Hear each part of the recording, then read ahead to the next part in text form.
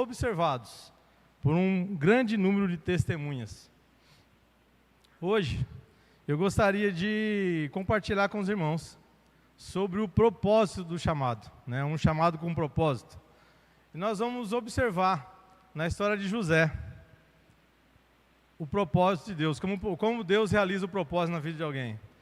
Muitas vezes nós falamos assim, não, mas se eu sou chamado, por que minha vida não está tão tranquila? Como o Du acabou de falar aqui, por que eu não tenho tudo que eu quero? Porque eu sou chamado por Deus, eu tinha que ter tudo que eu quero. E nós vamos entender hoje que muitas vezes o nosso chamado tem mais a ver com o propósito de Deus do que com a nossa vontade. Tem muito mais a ver com vidas do que qualquer outra coisa. Hoje está na moda nós falar em propósito. Se você buscar coach na internet, no YouTube, muita gente fala, a hora que você clarificar o teu propósito, você vai saber o que você tem que fazer. E aí quando você faz aquilo que você gosta, você não trabalha mais, você só se diverte e descansa. Isso é uma mentira, tá? Nós vamos ter que trabalhar. Inclusive, Deus trabalha até hoje, que a Bíblia afirma isso aí. Meu pai trabalha até hoje. Meu pai não descansa. Meus irmãos, quem foi José? Quase todo mundo, ou acredito que todo mundo hoje conhece quem foi José. José era filho de Jacó, com a sua esposa Raquel. Foi quase o caçula. Por um tempo ele foi o caçula, depois nasceu o irmãozinho dele. E ele era um menino muito inteligente, muito esperto. Ele ajudava o pai dele cuidando dos irmãos mais velhos dele. Então, às vezes os irmãos faziam alguma coisinha que desviava da rota que o pai tinha mandado, ele ia lá e falava para o pai, fulano fez tal coisa. E isso aí causava muita ira nos irmãos deles. E aí o pai dele, por ocasião do aniversário dele de 17 anos, fez uma capa. E deu uma capa para José. Uma capa toda tecida, com as cores disponíveis da época. E todo mundo olhou aquilo lá e falou, olha, para nós o pai nunca deu nada. Para José deu a capa. O José vai herdar o lugar do nosso pai. O José vai ser o nosso chefe. E aí isso irou o coração dos irmãos. Mas aí a gente pensa, nossa, mas que mundo cruel, né? O mundo, ele maltrata. José era só um menino. Podia estar até entregando os irmãos, delatando os irmãos, mas ele não fazia isso com vontade de estragar os irmãos. Ele tinha vontade que fosse feita a coisa correta. E aí os irmãos ficaram um pouquinho mais enciumados, porque de repente José teve um sonho. Deus dá um sonho a José, onde no primeiro sonho, o feixe dele, estavam colhendo trigo, e o feixe de trigo dele ficou no centro, e os 12 feixes saudaram José, como se estivesse honrando José. E aí os irmãos entenderam, olha, ele vai se pôr como rei sobre nós. Ele vai ser nosso rei. Que ousadia. E num segundo sonho, José sonha que o sol e a lua e todas as estrelas se curvavam diante de José. E aí irou inclusive o pai de José, que é isso, menino, que você está falando? Por acaso eu e a tua mãe vamos nos curvar diante de ti? E é nessa ira, nessa inveja que Deus colocou no coração dos irmãos, eles maltrataram José e o venderam como escravo. Jogaram numa cova e o venderam por uma caravana ismaelita que ia para o Egito. E ainda mentiram para o pai. Falaram para o pai que foi um lobo, alguma fera que matou José. Mataram um carneiro, embeberam a capa que o pai tinha dado, e levaram lá e falaram, olha pai, algum animal matou o teu filho. Nisso José é vendido como escravo. Nossa, mas José tinha chamado.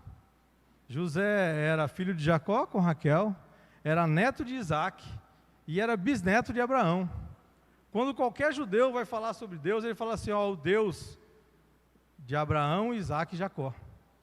Então José estava numa linhagem santificada, uma linhagem separada do mundo, Quando Deus fala para Abraão, sai da tua terra, da tua parentela, se separa. e vai para um lugar que eu te mostrarei. Então era um povo separado, um povo diferenciado. E José é vendido como escravo. Que coisa é essa que acontece? Como Deus permite essas coisas? Meus irmãos, olha para o teu lado aí e fala para o teu irmão assim, ó, Deus é o Deus da história. Fala com força, Deus é o Deus da história. Amém. Irmão, José é levado como escravo para o Egito. Chega lá um homem, eunuco, capitão da guarda, chefe da guarda de Faraó, compra José e coloca José para trabalhar na casa dele. Quando José está trabalhando na casa dele, José conhece fartura, José conhece coisas boas, José começou a administrar tudo ali. José se manteve fiel, José cuidava de tudo. O seu patrão não precisava fazer nada na casa dele. Ele cuidava de tudo como se fosse dele. Assim como eu e você fazemos lá no nosso trabalho. Nós cuidamos de tudo como se fosse nosso. Mesmo sabendo que não é nosso. Nós cuidamos como se fosse nosso. A Bíblia diz que nós temos que fazer qualquer coisa como se estivesse fazendo para Deus. Então, nós cuidamos de tudo, assim como José cuidou. Cuidava como se fosse dele. E ali ele experimentou coisas boas, manjares, comida boa, fartura. O Potifar, ele era um homem rico, riquíssimo. E ele cuidava, ele vivia anexo ao palácio, ele vivia no palácio. Tanto é que quando José foi lançado na prisão, ele foi lançado da prisão que ficava na casa de Potifar. Então, ele era anexo ao palácio, ele estava no palácio.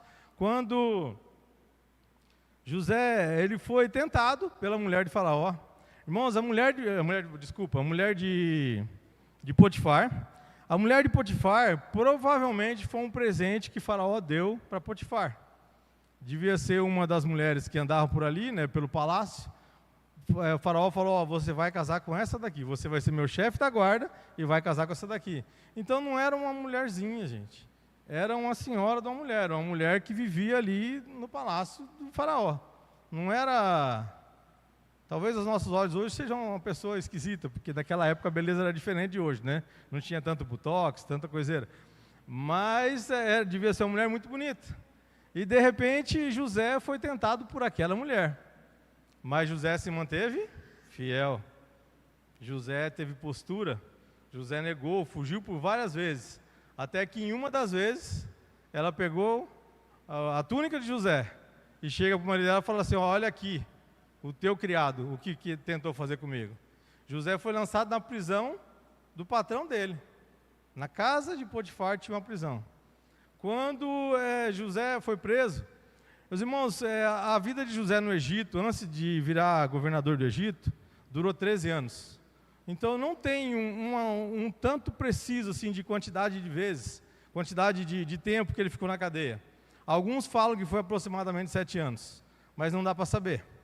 Então se ele ficou 7 anos na cadeia, ele ficou 6 anos como mordomo de Potifar. E aí ele estava algum tempo na cadeia, Faraó mandou prender o copeiro e o padeiro do palácio. O Faraó se irritou, a Bíblia não conta exatamente o que esse pessoal fez, mas Faraó mandou prender. E eles ficaram muito tempo na cadeia. E Potifar colocou José para cuidar desse pessoal. José era responsável por esse pessoal. José na cadeia, meus irmãos, ele não sentou num cantinho lá e ficou com a chanarinha havaiana dele, com a bermudinha dele, chorando. Não, porque olha, eu fui jogado na cadeia, agora acabou minha vida. Ele se levantou e ele tomou confiança do chefe do cárcere e ele cuidava de tudo. O chefe do cárcere não fazia mais nada. Todo lugar que José chegou, ele teve essa atitude, ele foi proativo. Ele chegou, ele falou, a partir de hoje quem cuida daqui sou eu. E ainda ele chegava assim, posso fazer isso aqui? Posso varrer? Posso. Dali um pouquinho ele estava cuidando de tudo, administrava a cadeia. Chega de repente esses dois, o copeiro e o padeiro. Meus irmãos, o copeiro e o padeiro são figuras importantes para Faraó, são pessoas que estão na presença de Faraó. O copeiro, ele serve o vinho para o Faraó. Ele põe o vinho, ele prova o vinho antes do Faraó beber. ele tem que ser uma pessoa de confiança, ele tem que ter um relacionamento estreito, né? Tanto é que, quando o pastor aqui pregou sobre o copeiro do rei da Babilônia, o Ciro falou com ele, né? O rei que estava na época, agora fugiu o nome do rei, falou com ele: olha, por que você está triste? Porque existia uma relação, existia uma proximidade. O padeiro é a mesma coisa, o padeiro serviu o pão, e tudo que é feito, né, com trigo, e ele também provava e estava na presença do rei o tempo todo, ele colocava a mesa do rei, então eles tinham proximidades com o rei. José, já fazia algum tempo que esse povo estava na cadeia, aí chegou para visitar eles de manhã e falou: o que vocês estão tristes? O que vocês estão apreensivos? Nós dois tivemos sonhos e ninguém interpreta nosso sonho. E aí José falou: olha, quem dá a interpretação do sonho é Deus. Quer contar teu sonho? O copeiro contou. Sonhei que carregava eu 3 cestos de uva, e eu colocava a taça de vinho do faraó embaixo das uvas, espremia e servia o vinho de faraó. Aí José falou: olha, que bom, teu sonho é bom. 3 cestos são 3 dias, né? Os 3 cachos de uva são 3 dias, e você vai ser colocado na presença do faraó, você vai voltar a exercer o teu trabalho. E aí o padeiro, muito esperto, viu que o sonho do outro foi bom, contou também o sonho.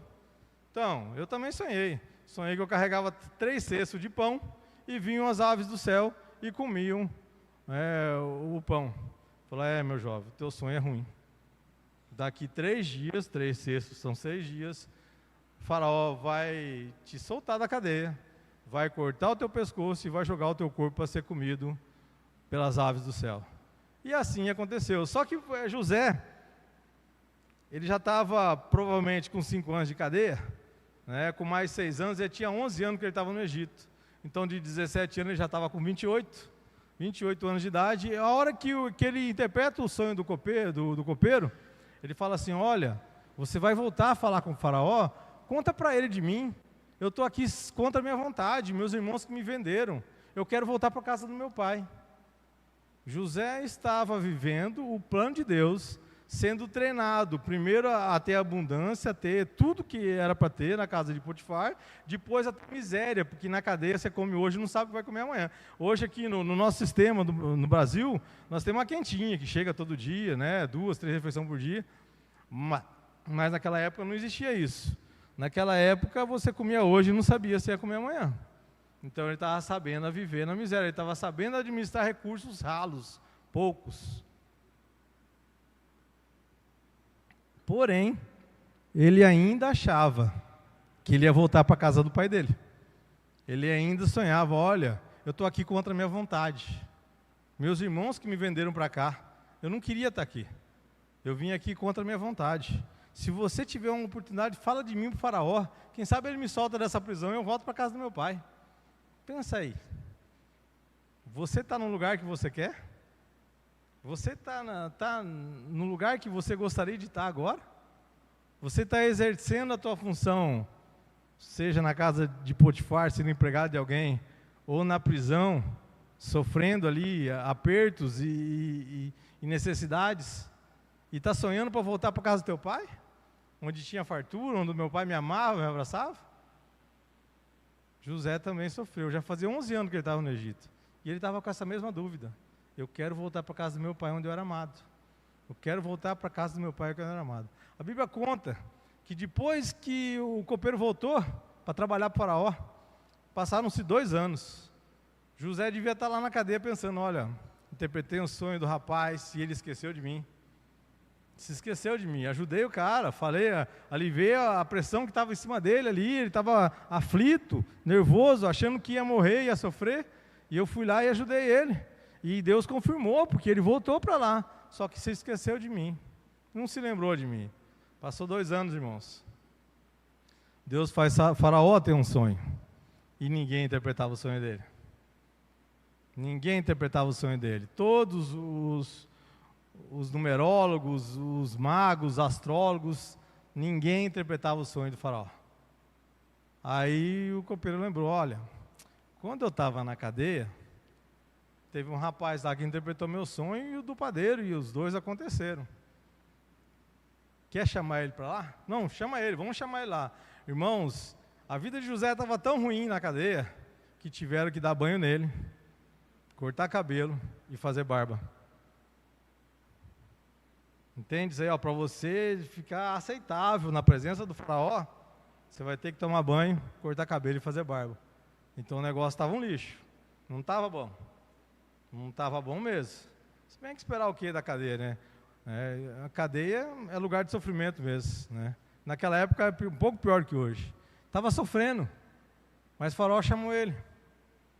E ele interpreta o sonho do faraó. E aí no dia que ele interpreta o sonho do faraó, Deus exalta José. Depois que ele interpretou o sonho do faraó, olha, o faraó teve 2 sonhos correlatos, né? Mas ele sonhou a interpretação básica, 7 anos de seca, de fartura e 7 anos de seca. E aí José fala assim, olha, o senhor devia colocar alguém como responsável para juntar 20% da colheita durante 7 anos e guardar, estocar, para que nos 7 anos de seca nós tenhamos comida. E Deus toca o coração de Faraó. E Faraó falou, quem melhor do que um homem guiado por Deus para fazer essa obra? José é exaltado. José ganha um novo nome, passa a se chamar Zafenate Paneah, ganha um anel no dedo, o selo do anel dele só podia ser quebrado pelo selo do anel de Faraó. Ele se tornou o governador do Egito, o segundo em poder, de cadeia, foi para o palácio. Da cadeia ele foi para o palácio, num dia. Não foi assim, olha, estudou, se preparou. Ele estudou e se preparou. Ele aprendeu a ter fartura, aprendeu a administrar fartura na casa de Potifar e aprendeu a administrar miséria na cadeia. E aí Deus exalta José. Aí ganhou uma família. Faraó, assim como fez com Potifar no passado, fez com José. Deu uma esposa para José. Então José sai da cadeia, toma banho, faz a barba, ganha um cargo, um emprego bom, ganha um anel que dá honra, dá poder a ele, e ganha uma família, uma esposa, no mesmo dia. Então veja assim que Deus ele vem trabalhando a história da vida de José. Deus chamou José no sonho, Deus criou situações para que os irmãos o vendessem, Deus levou ele a ser escravo na casa de Potifar, Deus levou ele a ser preso, passar mais ou menos 7 anos na cadeia, e agora José é exaltado. Só que a história não acaba aí. José foi exaltado, pronto, acabou, já sou agora o governador do Egito, acabou. Não. Os planos de Deus ele tem propósito. Existe um propósito na história que Deus está contando. Não é à toa. Não foi para que José fosse exaltado. Não foi para que José talvez gerasse um exército ali e dominasse o mundo da época. Não. Foi para salvar o mundo da época. Depois de José ser exaltado, ter sido colocado como governador, os irmãos deles foram no Egito buscar comida. Todo mundo estava passando fome, né? Então vamos lembrar a idade de José, 17 anos, mais 13, e agora mais 7. Não, mais 7 não, minto, mais 9. Então 17 com 13, 30, com mais 9, 39 anos. De 17 anos, com 39 anos, o irmão dele bate lá, ó, nós viemos aqui comprar trigo, porque na nossa terra não tem mais. Na nossa terra acabou a comida. José reconhece os irmãos, mas os irmãos não reconhecem José. Meus irmãos, o que Deus fala sobre isso aí? Fala que quando nós crescemos, nós evoluímos na presença de Deus, nós não somos mais reconhecidos. Quem que é esse aqui? Quem é esse? O governador do Egito. Quem é esse que se apresenta? Aí fala assim, não, olha, era aquele menininho que foi traído pelos irmãos. É aquela criança de 17 anos que foi vendido como escravo. Meus irmãos, os irmãos dele se apresentam na presença de José. José tem uma crise imensa. Não sabia se matava todo mundo ou se mandava prender todo mundo. Não tinha noção do que ele ia fazer.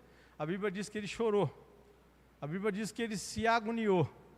Por quê? Porque ele não sabia qual que era o propósito de Deus até aquele momento. E aí ele foi buscar em Deus. Fez o que fez com os irmãos dele, prendeu um, né, implantou coisas na sacaria, fingiu que tinham roubado, até que conseguiu trazer a família para cá. Na hora que ele se apresentou aos irmãos, que ele falou: olha, eu sou José, aqueles que vocês venderam como escravo. Imagina a cabeça dos irmãos. Nós pisamos ele, nós maltratamos ele. Agora ele vai destruir a nossa vida. Aí no capítulo 45, a história de José, é Gênesis, a partir do 37. O padeiro, 39, o padeiro e o copeiro, 39 e 40. E agora no capítulo 45, José se apresenta a seus irmãos. Versículos do 1 ao 8. Vamos ler junto aí.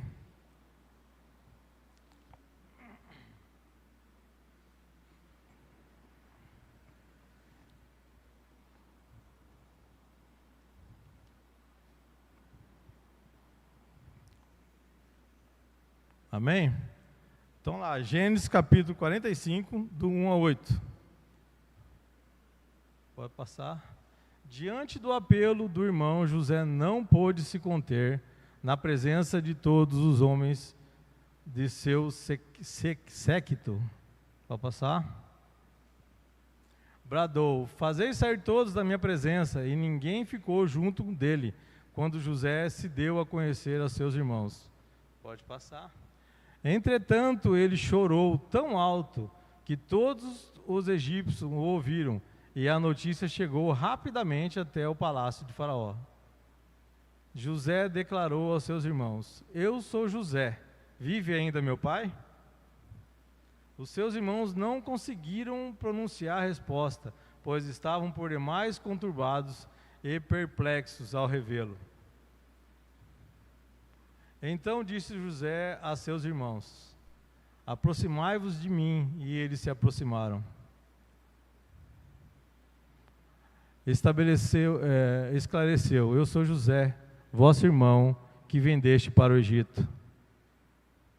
Mas agora não vos entristeçais, nem vos amedronteis por me terdes vendido para cá. Porque foi para preservar vossas vidas que Deus me enviou adiante de vós. Há 2 anos, de fato, que a fome se instalou na terra, e ainda haverá mais 5 anos sem semeadura nem colheita.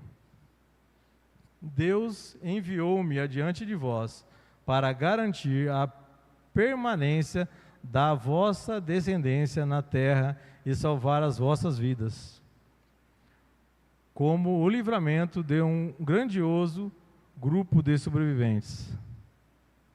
Portanto, não foste vós que me mandaste para cá, para o Egito, mas sim Deus, e Ele me estabeleceu como Abba, pai do Faraó, seu vizir e administrador de todo o Egito. Nesse momento, José reconhece que foi Deus que escreveu a história dele. Nesse momento, José expõe aos seus irmãos qual era o propósito da vida dele. O propósito dele não era ser escravo, não era ser preso, mas o propósito dele tinha a ver com vidas, a preservação da vida da família dele.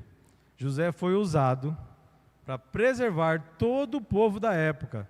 José, nós podemos dizer que foi um pequeno Cristo, uma representação de Cristo. Ele se sacrificou como escravo, como prisioneiro, para poder ser elevado e conseguir salvar todo o povo daquela época. Então José nos mostra que existe um propósito nas nossas vidas. Todos nós temos um propósito. Às vezes você está passando por um momento difícil. Eu acredito que não sou só eu que passo por isso. Não sou só eu que tenho tristeza, que de vez em quando sento dentro do banheiro e choro. Não sou só eu que às vezes pergunto para o pai: por que, pai? Por que isso? Por que a vida é tão complicada? Por que é tão difícil? Porque às vezes a gente acha que tem que fazer alguma coisa e não consegue fazer. A irmã falou aqui na primeira oração, aquilo que quero não faço, mas o que eu não quero, isso sim eu faço.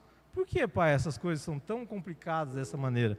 Não podia ser de maneira mais fácil? Não podia ser assim, olha, eu tenho que saber para onde eu tenho que ir, é só pegar uma condução e ir? Mas Deus não escreve dessa maneira. Deus edifica nossas vidas para que quando nós chegarmos lá, nós estejamos preparados para assumir a grandiosidade do plano dele que ele tem para mim e para a tua vida. Nós temos que saber que aquilo que ele fez com José, ele continua fazendo hoje com cada um de nós. Se o plano de Deus tem a ver com vidas, o plano de Deus não tem a ver com finanças, com dinheiro, com conforto. O plano de Deus tem a ver com salvação de vidas. Então, a hora que você quiser enxergar o teu propósito, você vai enxergar o teu propósito em pessoas. Através de você, Deus quer salvar muita gente. Tem uma música do Baruch que fala que nós somos os seus pés e suas mãos. Nós somos os pés e as mãos do Senhor. Nós somos a boca do Senhor. Nós precisamos saber que o nosso propósito não é crescer e multiplicar nossos bens. O nosso propósito é crescer e multiplicar o reino dos céus. Crescer e multiplicar o reino dos céus. Para isso que às vezes nós passamos aperto, para isso que Deus nos acorcha, para nos ensinar que é necessário nós temos um farol, uma linha reta. Paulo diz que nós temos que prosseguir para o alvo da suprema vocação que é Jesus Cristo. Nós temos que olhar para Cristo e saber que é Ele que estabeleceu o nosso propósito. E o nosso propósito são vidas. Não existe outro propósito para uma pessoa que aceitou Jesus. O propósito de Deus é vida. O propósito que Deus tem na minha vida e na tua vida é que nós alcancemos vidas. Nós temos que tocar em pessoas, nós temos que conduzir pessoas a Deus. Eu vou fazer teologia, quando eu for pastor eu vou pregar. Não, meus irmãos, Deus te chamou para ser um motoboy. Meu amigo que tinha 3 empregos até esses dias atrás aí, Haroldo. Haroldo é um exemplo de pessoa que cumpre o chamado onde ele está. O Haroldo é o cara que eu mais conheço que trouxe pessoas para a igreja. Trouxe. Pessoas virem para cá e a gente acolher, é coisa normal. O ID de Jesus, meus irmãos, não está dizendo assim, não é sentar na cadeira e falar, venha a nós. Não, ID é ir buscar. É ir lá na casa da pessoa e falar, falar igual a outra, ô amigão, vamos lá na igreja hoje, não é, Junão? Até que a pessoa vem. Então Haroldo, como motoboy, foi chamado para ser motoboy, mas ele exerce o ID de Jesus através da vida dele. A irmã Maria é uma excelente cozinheira, foi chamada para exercer o chamado de Jesus através da profissão dela. Deus não chamou ninguém para trocar de profissão. Deus não chamou ninguém para trocar de casa, para poder ter um PGM na minha casa. Não, Deus chamou para a gente tocar as vidas onde a gente está. Quantas pessoas do meu emprego estão perdidas? Quantas pessoas lá onde eu trabalho, são 115 funcionários, que não conhecem Jesus? Alguns conhecem Jesus, alguns são curiosos, mas tem gente que não quer nem saber de Jesus. Nunca ninguém falou, e se a gente não for atrás, é ide, não é venha, é ide. Então o ide é assim, eu tenho que ir atrás da pessoa, cada um de nós tem que ir atrás das pessoas, cada um de nós tem que ir buscar alguém, porque é esse o propósito das nossas vidas. Se nós somos empresário, se nós somos funcionário, ou se nós somos até desempregados, o propósito de Deus está se estabelecendo nas nossas vidas. E nós temos que, onde nós estivermos, cumprir o propósito de Deus, salvar vidas, preservar vidas. Nós precisamos entender isso aí. Nós precisamos ter isso aí na nossa vida, no nosso chamado tem que ser latente. Antigamente, meus irmãos, a gente conhecia a pessoa, o crente e o não crente pela roupa. Hoje não, é todo mundo igual. E o celular, a Bíblia do celular, fez alguns crentes agente secreto, missionário secreto. A Bíblia está escondidinha lá, ninguém, se você olhar é igual, brinco, cavanhaque, tudo igualzinho, todo mundo usa a mesma coisa, todo mundo faz a mesma coisa, porém, o que é a diferença? O nosso testemunho. Nós temos que falar mesmo de boca fechada, que Jesus Cristo é nosso Senhor, que Jesus Cristo mudou minha vida. Mudou tua vida o quê? Cadê a mansão que você construiu? Não, mudou minha vida porque o meu viver, sabe paz que excede todo entendimento, aquela alegria quando está tudo caindo, tudo em caco. Eu estou na cadeia, mas eu estou dando glória a Deus. É isso que Deus fez na minha vida, fez na vida de José. Às vezes nós estamos numa prisão, meus irmãos, esse dia até nós falamos no nosso PGM, tem ricos presos em palácios, sofrendo, morrendo, passando miséria dentro de uma mansão. Tem gente que não sabe quanto que tem na conta, de tanto que tem. Tem gente que não sabe o que vai comer hoje, não porque não tem para comer, é porque tem tanto para escolher, mas está ali miserável, preso, esperando alguém que venha e fale para ele: olha, Deus tem um sonho na tua vida. O Deus que é o Deus da minha história, Ele pode mudar a tua história. Ele pode reescrever, como reescreveu a minha vida, Ele pode reescrever a tua. E pode te dar a alegria que eu tenho. Porque às vezes você fala assim, ó, como é que o fulano está sorrindo? Não tem um carro para vir trabalhar, mas está sorrindo. Vem de circular. Quando pode, vem de Uber, mas está sorrindo. E a pessoa está ali sofrendo, passando assim aquele negócio terrível, querendo até tirar a própria vida. Pobres, miseráveis, vivendo em palácio. E nós somos chamados, meus irmãos, para tocar essas pessoas, para tocar aquelas pessoas também que estão na rua, aquelas pessoas que às vezes estão na rua ou porque a vida impôs isso a elas, ou porque elas decidiram ir para lá.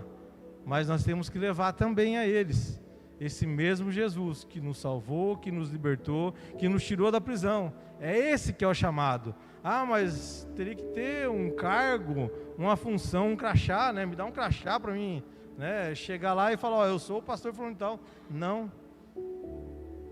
Deus não chamou José para ter um cargo. Deus deu um cargo a ele, mas depois dele passar 13 anos sendo treinado para isso. Então hoje nós temos que ser fiel no pouco que nós temos.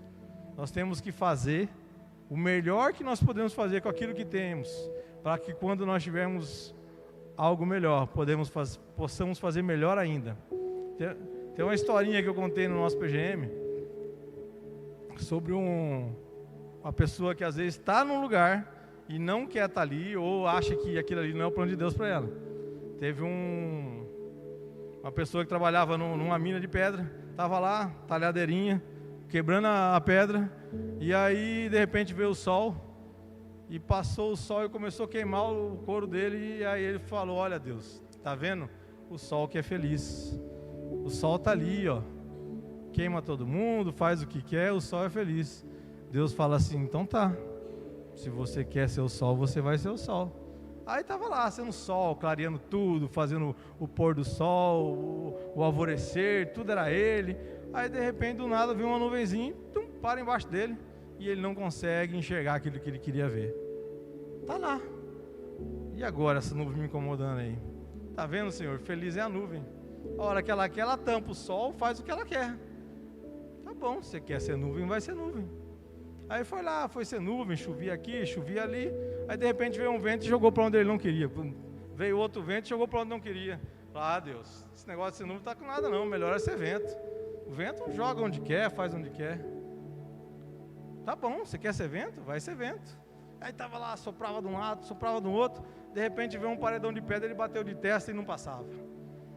Ô Senhor, tá vendo? Olha aí, ó, feliz esse paredão de pedra. Do nada. Para, eu não consigo fazer mais nada. Você quer ser paredão de pedra, vai ser paredão de pedra. Estava lá sendo paredão de pedra, de repente ele olha para baixo, está ali um mineiro com um martelinho, uma talhadeirinha, picotando ele. Ele falou, olha aí, ó, como é que eu vou falar agora que eu era feliz ali e não sabia? Então assim, irmãos, não é o que a gente faz por profissão.